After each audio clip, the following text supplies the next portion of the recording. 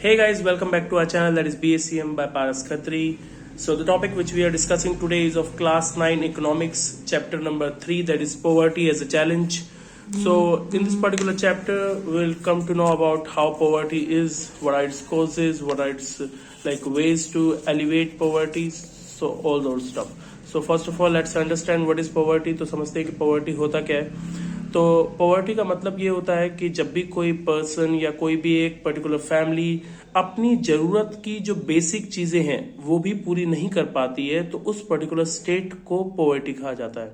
आसान भाषा में अगर मान लीजिए कि एक फैमिली है वो अपनी जो बेसिक नीड्स है, जो बेसिक जरूरतें हैं वो भी पूरी नहीं कर पा रही है. बेसिक नीड्स से हमारा मतलब है कि फूड, शेल्टर, क्लॉथ्स, ठीक है, रोटी कपड़ा मकान, ठीक है, तो वो भी अगर पूरा नहीं कर पा रहे हैं, वो भी अगर उसको नहीं मतलब कि एक्वायर कर पा रहे हैं तो उसी को पॉवर्टी कहा जाता है.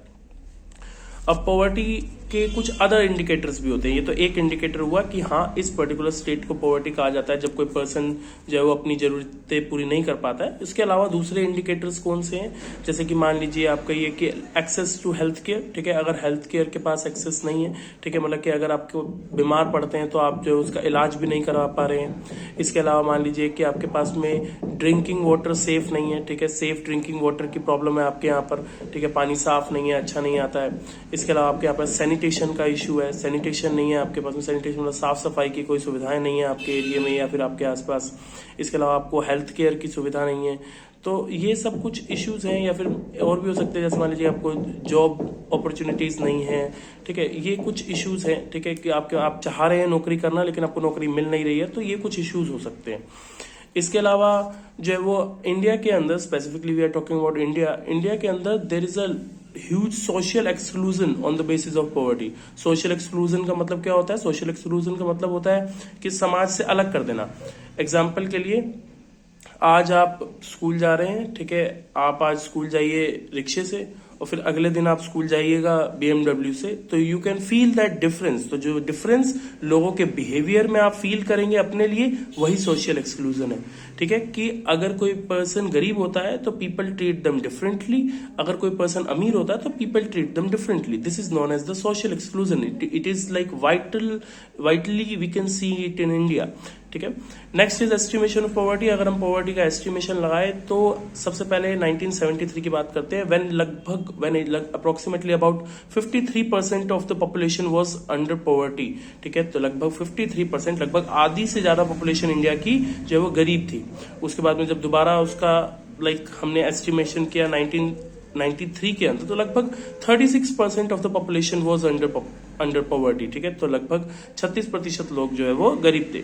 फिर उसके बाद में 2000 के अंदर जब हमने इसका एस्टिमेशन किया तो this came down to around 26%. ठीक है, तो अराउंड 26% तक पहुंच गया. लगभग जो है वो पहुंच गया कि 4 में से हर एक व्यक्ति गरीब. ठीक है, तो इसका अंदाजा ऐसे लगाया जा सकता है. ठीक है, तो 26% पहुंच गया. और अगर आज उसकी एस्टिमेशन की जाए, वैसे हो ही रही है एस्टिमेशन, अभी सेंसस चल रहा है, तो अगर एस्टिमेशन अभी होगी तो लगभग the figure would come around 18 to 20%. ठीक है, तो 18 से 20% की आज भी ऐसी आबादी है जो कि गरीबी के नीचे रह रही है. इसके अलावा कुछ ऐसे ग्रुप्स भी हैं जो कि ज्यादा वल्नरेबल है. वल्नरेबल का मतलब क्या होता है? वल्नरेबल का मतलब होता है कि जिन पर ज्यादा असर पड़ेगा, कि पॉवर्टी हो रही है तो उसका ज्यादा असर इन लोगों पे पड़ता है. ये कौन से लोग हैं? तो ये है SC, ST, OBC. ठीक है, scheduled caste, scheduled tribe and other backward caste. ठीक है, इनके ऊपर जो है वो ज्यादा इसका असर पड़ता है. ये वल्नरेबल ग्रुप्स है, मतलब इन पर ज्यादा असर इसलिए पड़ता है क्योंकि इन्हें इक्वल अपॉर्चुनिटीज नहीं मिली है समाज में.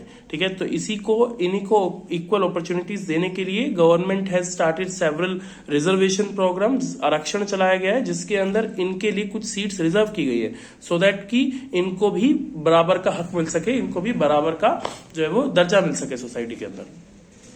Next is inequalities in family. तो इंडिया के अंदर ये जो कंसेप्ट मैं आपको बता रहा हूं, this is can only be seen in India, inequalities with in the families. तो इंडिया को हम एक पुरुष प्रधान समाज बोलते हैं. ठीक है, men's we can say dominating society. तो इंडिया के अंदर मैन डोमिनेटिंग सोसाइटी होती है. तो जो अर्निंग मेंबर होता है, अर्निंग मैन होता है सोसाइटी का, they generally don't give access to the for money और we can say other resources. ठीक है, तो जो मनी और अदर रिसोर्सेज है उनका एक्सेस वो घर के दूसरे लोगों को नहीं देता है. एग्जाम्पल के लिए आप अपने घर में चेक कर सकते हैं कि अगर मान लीजिए आज आपको या आपकी मदर को या फिर आपके घर में कोई महंगा सामान खरीदना है, कॉस्टली चीज खरीदना है, तो उसका डिसीजन किसका होता है, whether it is your father और योर मदर और it is their combined decision, ठीक है। तो मैक्सिमम फैमिलीज में यू गाइस कैन सी कि it is the father who is the like male earning member of the society who decides कि भाई ये सामान खरीदना है या नहीं खरीदना है। तो इसके पीछे का रीजन क्या है, वही मेल डोमिनेंट सोसाइटी, और इसी कंसेप्ट को बोलते हैं inequalities with in the family, ठीक है। फैमिली के अंदर ही इनइक्वालिटी है, और जिन लोगों के साथ ये होता है, मतलब कि जिन लोगों को फैमिली के अंदर एक्सेस नहीं मिलता, इक्वल राइट्स नहीं मिलते, उनको बोलते हैं पुअरेस्ट ऑफ द पुअर। ये वर्ड याद रखना, आगे भी काम आएगा अभी, poorest of the poor. Next is, इसके अलावा क्या इंटर स्टेट डिस्पैरिटीज है। इंटर स्टेट डिस्पैरिटी से मतलब क्या है कि इंडिया एक वास्ट कंट्री है, अपने आप में एक कॉन्टिनेंट टाइप है, इसीलिए इंडिया को सब कॉन्टिनेंट बोलते हैं। तो इसके अंदर क्या है कि अलग अलग स्टेट्स के बीच में भी डिस्क्रिपेंसी है, मतलब पॉवर्टी का जो है बहुत मेजर डिफरेंस देखने को मिलता है। जैसे if I talk about JNK, Jammu and Kashmir, तो वहां पर लीस्ट गरीबी, लीस्ट पॉवर्टी देखी जाती है। इंडिया के अंदर सबसे कम पॉवर्टी JNK में ही है, जम्मू एंड कश्मीर में ही है। लगभग 3.5% of the people there are below poverty line, ठीक है। वहां पर लगभग 3.5% से भी कम लोग जो है वो पॉवर्टी लाइन के नीचे हैं, गरीबी के नीचे हैं। और if I talk about the highest number, it comes from Bihar and Orissa, ठीक है, where the number is, Orissa के अंदर सबसे हाईएस्ट जो है वो मतलब की पॉपुलेशन है, मतलब कि आप कह सकते हैं कि पॉपुलेशन है जो कि बिलो पॉवर्टी लाइन है, दैट इज 47%, एंड बिहार के अंदर लगभग 43% ये नंबर है, ठीक है। तो ये शो करता है कि विद इन द स्टेट्स, ठीक है, इंडिया की जो स्टेट्स है उनके बीच में भी बहुत डिस्पैरिटी है, बहुत डिस्क्रिमिनेशन है on the basis of poverty. Next are the causes of poverty. तो पॉवर्टी की कॉजेज क्या है, कारण क्या है, आखिर इंडिया में पॉवर्टी हो क्यों रही है, ठीक है, मेजर रीजन क्या है उसका। तो सबसे पहला जो मेजर रीजन है इसका, that is rapid growth of population. India के अंदर पॉपुलेशन एक्सप्लोजन है, ये वर्ड याद रखना, पॉपुलेशन एक्सप्लोजन, जनसंख्या विस्फोट है, ठीक है। मतलब इंडिया के अंदर बहुत हाई रेट पर जो है वो मतलब कि बच्चे पैदा होते हैं, बहुत ही हाई रेट पर पॉपुलेशन बढ़ रही है, जिसकी वजह से क्या होता है कि सरकार जितनी मर्जी पॉलिसीज बनाए, जितना मर्जी तैयारी कर ले कि हाँ यार हमारे को पॉवर्टी को खत्म करना है, पॉवर्टी नहीं रहेगी, ये होगा वो होगा, कुछ भी करे सरकार, लेकिन वो जो तैयारी है सरकार की वो कम पड़ जाती है। कम इसलिए पड़ जाती है क्योंकि जब तैयारी करती है, जितनी पॉपुलेशन होती है, तब तक जब तक इंप्लीमेंट करती है ना अपने प्लान को, तब तक और पॉपुलेशन बढ़ चुकी होती है। तो ये एक मेजर कंसर्न है, ये एक मेजर इशू है। इसके अलावा एक मेजर इशू ये है पॉवर्टी होने का इंडिया के अंदर कि हमारा एग्रीकल्चर सेक्टर जो है वो फेल कर चुका है, ठीक है। फेल करने से मतलब क्या है, सोचिए इंडिया को एग्रेरियन कंट्री बोलते हैं। वैसे India is known as an agrarian country. Agrarian country क्यों बोलते हैं, एग्रेरियन कंट्री इसलिए बोलते हैं क्योंकि हमारे यहाँ पर लगभग 50% लोग आज भी कृषि का काम करते हैं, एग्रीकल्चर का काम करते हैं। पर फिर मैं ये क्यों कह रहा हूं कि एग्रीकल्चर फेल हुआ है, फेल इसलिए हुआ है क्योंकि ये 50% लोग, जो इंडिया के ये 50% लोग एग्रीकल्चर कर रहे हैं ना, ये जीडीपी में 20% कंट्रीब्यूट भी नहीं कर रहे। मतलब ऐसे समझिए कि 50% लोग जो काम कर रहे हैं वो 20% जो है वो कंट्रीब्यूट भी नहीं कर रहा है हमारी जीडीपी के अंदर, हमारी नेशनल इनकम के अंदर। यानी कि जो बचे हुए 50% लोग हैं वो 80% कंट्रीब्यूट कर रहे हैं। तो इस हिसाब से जो हमारी एग्रीकल्चर सेक्टर है वो फेल हो गया। अब अगर ये फेल ना होता तो क्या होता, मतलब हमारे अगर एग्रीकल्चर सेक्टर के अंदर बहुत पैसा होता, बहुत बेनिफिट होता, तो आज आपके घर वाले आपको ये थोड़ी बोलते कि आप डॉक्टर बनो, इंजीनियर बनो। आपके घर वाले ये नहीं बोलते कि चलो बेटा गांव चलो किसान बनेंगे, ठीक है, वहां पे बहुत पैसा है। क्योंकि इंडियन पेरेंट्स क्या चाहते हैं, they want their kid to be rich and successful. तो अगर इंडियन एग्रीकल्चर सेक्टर में पैसा होता, उसमें बहुत ज्यादा रिचनेस होती, बहुत ज्यादा प्रोस्पेरिटी होती, तो हर कोई अपने बच्चे को किसान बनाता, ठीक है। तो दिस शोज कि हमारा जो एग्रीकल्चर सेक्टर है वो फेल हुआ है। ये भी एक रीजन है कि हमारे यहाँ पर गरीबी है। इसके अलावा next is unequal distribution of land and other resources. तो जो दूसरे रिसोर्सेज हैं और जो लैंड है उसका डिस्ट्रीब्यूशन इवनली नहीं है, ठीक है। मतलब कि आप देखिए आज आप गल्फ कंट्रीज की तरफ चले जाइए, ठीक है। गल्फ कंट्रीज कौन सी हैं, जैसे दुबई हो गया, सऊदी हो गया, इनके पास में तेल के कुएं हैं, इंडिया के पास है क्या, नहीं है ना। तो व्हाट दिस शोज इज कि अनइक्वल डिस्ट्रीब्यूशन है, ठीक है, लैंड का, रिसोर्सेज का अनइक्वल डिस्ट्रीब्यूशन है। हालांकि इंडिया या फिर कोई भी कंट्री इसमें कुछ कर नहीं सकता, लेकिन स्टिल ये एक मेजर रीजन है कि why India is a like we can say is a country who is struggling with poverty, ठीक है। पॉवर्टी के साथ में हम स्ट्रगल कर रहे हैं, ये उसका रीजन है।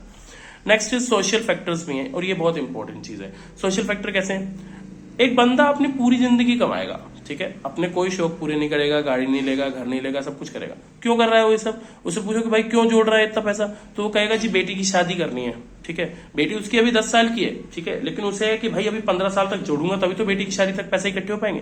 तो people in India are tend to spend more money on festivals and on marriages, ठीक है, कि इंडिया में लोग अपनी जिंदगी भर की कमाई जो है वो शादी जैसे प्रोग्राम पे खर्च कर देते हैं, फेस्टिवल्स पे बहुत खर्च करते हैं। क्यों खर्च करते हैं? बिकॉज दे फील कि यही तो मौका है खर्च करने का।